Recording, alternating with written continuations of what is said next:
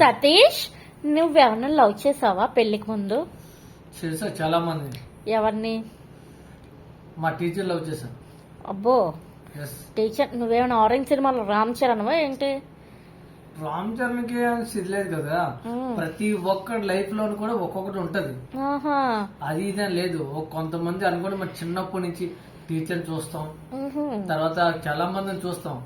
ఆ టీచర్ తలక బిహేవియర్ పెట్టి ఆ టీచర్ ఇలా ఉందని చెప్పి ప్రేమ చాలా మంది లైక్ చేస్తారు కదా.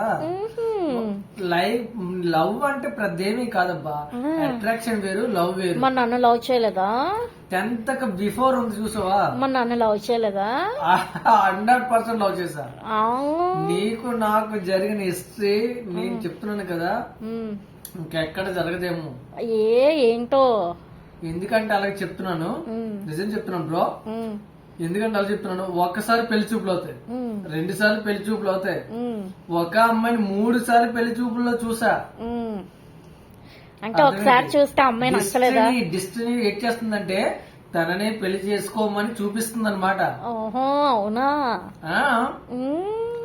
మరి మా కాలేజ్ కి ఎందుకు వచ్చావమ్మా? మీ కాలేజ్ కిందంటే మా చెల్లి అక్కడే కాలేజ్ లో చదివేది. అయితే అంటే నువ్వు మీ చెల్లి కోసం వచ్చావా, నా కోసం వచ్చావా? చెల్లి కోసమని వచ్చాను, చెల్లి కోసమని పోయాను. నా కోసం బలైపోయావా? చెల్లి దొరుకుతుందని అనుకోలేదు, చెల్లి చూసి చెల్లి దొరికింది. ఆహా. ఎస్. ఓహో, అంతే కదా. College bro, enjoy, full enjoy చేయాలి. ఎంజాయ్, పండగ. నిజంగా కుర్రోలు అనేది టీనేజ్ వయసు. అది కుర్రోలు, నువ్వు కాదు. నువ్వు ఆల్రెడీ అంకులు అయిపోయావు. ఆ రకం ఎగిరిపోయింది కూడా నీకు. నీకు అర్థం కావట్లేదు. బొమ్మరీల సినిమాలో సిద్ధార్థ అప్పుడప్పుడు అలాగే ఉన్నాడు, ఇప్పుడు కూడా అలాగే ఉన్నాడు. అవునా? సిద్ధార్థ్ ఎప్పుడు చూసినా సరే, ఇప్పుడు కూడా టీనేజ్ వయసులో తీసినా సరే సిద్ధార్థ్ బొమ్మరీల సినిమాలో సిద్ధార్థ్.